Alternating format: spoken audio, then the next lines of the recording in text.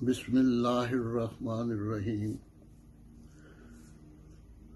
السلام علیکم ورحمۃ اللہ وبرکاتہ۔ ربا کی حسین یادیں پیش کر رہا ہوں۔ اللہ تعالیٰ کا محض فضل ہے کہ ربا کے رہنے والے پوری دنیا میں پھیلے ہوئے ہیں، اور ان کو بھی جب میں یہ یادیں پیش کرتا ہوں تو بہت ساری یادیں ان کو بھی آ جاتی ہیں، اور وہ بھی شیئر کرتے ہیں۔ مجھے جرمنی سے فون آیا کہ منور رشید صاحب کا کہ آپ نے وقف عارضی کا ذکر کر دیا ہے، پھگلا کا اور اپنے چک سکندر اور ملتان کے قریب جو کوئی گاؤں تھا وہاں کا، لیکن آپ نے چونڈا کا کیوں نہیں ذکر کیا؟ وہ تو میں آپ کے ساتھ کیا تھا۔ تو پھر مجھے یاد آ گیا کہ ہاں ہم چونڈا میں گئے تھے اللہ کے فضل سے، ساتھ ساتھ دوست یاد بھی کرا رہے ہیں۔ پھر لندن سے فون آیا مبین مولانا مقبول احمد زوی صاحب کے بیٹے مبین کا کہ ہم ریڈیو پاکستان میں، آپ نے پہلی دفعہ کا تو ذکر کر دیا ہے، لیکن دوسری بار ہم آپ کے ساتھ گئے تھے اور رات ڈیلی گیٹ کی جو مسجد ہے وہاں ٹھہرے تھے۔ وہاں ہماری اپنے گیانی عباد اللہ صاحب جو وہاں پنجابی دربار پہ پروگرام پیش کرتے تھے، ان سے ملاقات ہوئی۔ پھر ان کے تعاون سے ہم نے وہاں وہ پروگرام پیش کیا، اور جس میں جماعت کی ایک نظم کو کورس کی شکل میں ہم نے پیش کیا تھا۔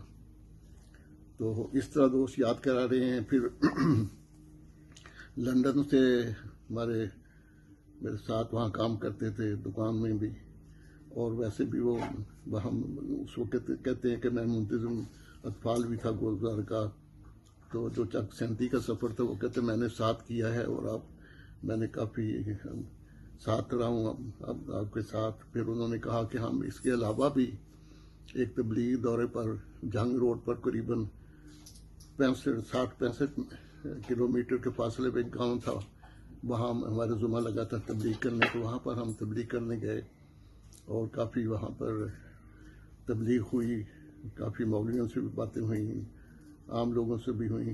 تو رات کو بہت دیر سے ہم واپس پہنچے تھے، کافی سفر تھا ہمارا، کوئی قریباً 2 دن تک ہم کافی تھکاوٹ رہی ہمیں۔ تو اس طرح دوست یاد دہانیاں بھی کروا رہے ہیں، اور میں نے کہا کہ چلو ان کو بھی شامل کر لیتے ہیں۔ ظاہر ہے جو بھی دوست فون کرتے ہیں، تو اسی طرح زبیر صاحب کا فون آیا تھا، وہ آج کل کینیڈا ہوتے ہیں لیکن وہ ربا میں، وہ بھی ہماری عاملہ میں رہے ہیں۔ وہ بھی کہہ رہے تھے کہ میرے پاس بھی اور تصویریں ہیں، میں آپ کو بھیجوں گا۔ تو اسی طرح دوست جو ہیں یاد دہانیاں کروا رہے ہیں ساتھ ساتھ۔ تو ظاہر ہے 50-60 سال کی باتیں کو سمیٹنا کوئی آسان نہیں ہے، محض اللہ کا فضل ہے کہ مجھے توفیق دے رہا ہے۔ اب میں نے گزشتہ پروگرام میں ایک ذکر کیا تھا کہ حضور کے ساتھ ہماری تربیتی کلاس مسجد محمود میں ہوئی تھی۔ اس وقت خلیفۃ المسیح الرابع تھے، اپنے صدر غلام احمدیہ، اور سمیع اللہ صد سیال تھے، مقامی خاک سے ناظم اقبال تھا، ساتھ ادریس صاحب بیٹھے ہیں، شاید نائب ناظم تھے یہ۔ تو اسی طرح بہت سارے دوست ہیں، یہ ادھر سولنگی صاحب ہیں، ان کا نام بھول گیا ہوں۔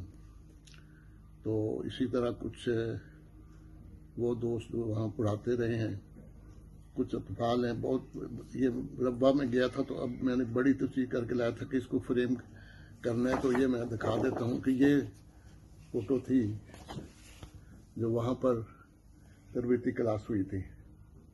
اب دوست دیکھ لیں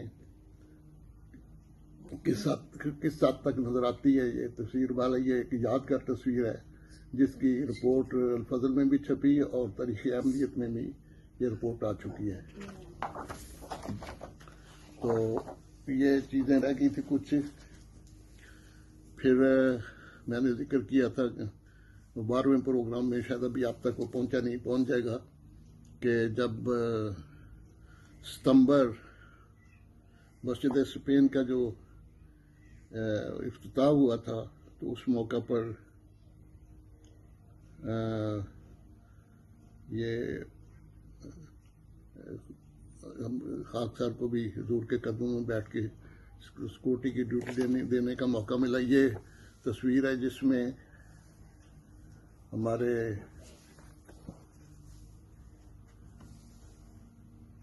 خاک سے